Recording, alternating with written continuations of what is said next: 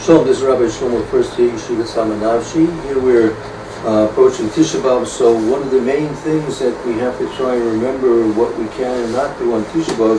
Obviously, people aren't going to be eating and drinking, those who are healthy and in good shape, that they're obligated to fast on Tisha B'Av, so there's a lot to talk about. We're not going to discuss that here now. Likewise, wearing shoes is pretty obvious, and the other things which are obligated to be kept in terms of the fast of Tisha B'Av.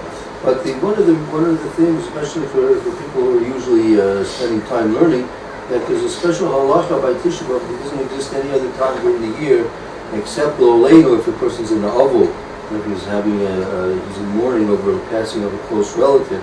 They have a similar thing, which is really the essence of what we're trying to simulate on Tisha B'Av. On Tisha B'Av, we're trying to simulate the mourning period and the sorrow that we're supposed to be having over the destruction of the temple, the Korban Bayis, Rishon Sheni, and the Gullus, the exile that we happen to be in. So because of that, we have to try and, at least once a year, to feel as if we actually have a physical, familial loss of a close member of our own family, which is our relationship with the HaKodesh Baruch Hu. The temple represented our connection with the HaKodesh Baruch Hu. Eretz Yisrael represented our ability to be close to the HaKodesh Baruch Hu. And those things came to an end with the destruction of the temple and our exile. So we were lost from those things, and just like a person loses a relative, he feels very sorry over that. And similarly, the loss of the temple, the loss of Eretz Yisrael should make us feel saddened as well. So therefore, we have a specific prohibition of learning on Tisha B'Av. That means not to think that learning entirely is forbidden.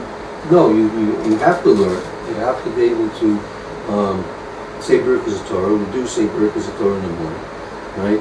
And therefore, it's obviously going to be some type of a chiyuv.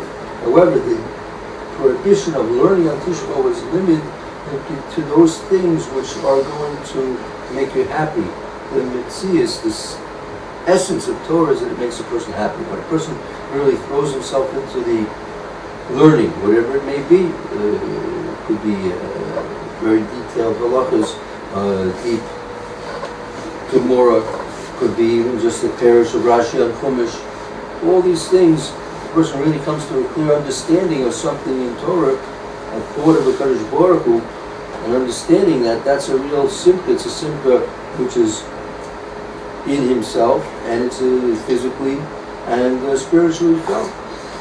The Neshama is very happy when a person is learning, and if he's able to delve into something deeply and do a thorough analysis and come to a good conclusion, he gets a tremendous simcha, joy over that. That's what we say in the Birkat Torah. No, we pray that HaKodesh Baruch Hu would make the words of Torah sweet in our mouths. That's part of learning. It should be joyous. It should be a very pleasant experience that we want to experience time and time again. So therefore, that has to be put down and stopped on Tisha B'Av, because that would take our minds off of the availus of Tisha B'Av. Right? We have the whole day, even though when it comes to the midday point, we get up off the floor and we can sit on chairs like regular, things become a little bit more relaxed. But the whole day, we have a prohibition of eating and drinking and not wearing shoes and other things. And likewise, we have a prohibition of learning those things which are going to make us happy, because we want to stay away from the happiness, because by becoming happy, that's going to take us out of our feeling of mourning over the Pesach Mikdash's destruction and our exile that we're in. So, as we're going to be continuing on, our 5-minute series, Be'ezras Hashem, we'll be going on through this for another week or so. We're going to be talking about those things which we cannot learn, but in the meantime, we hope and pray that Tisha B'Av will be a day of Yom Tov, and this will all be an exercise in Historia. Till next time. Amen.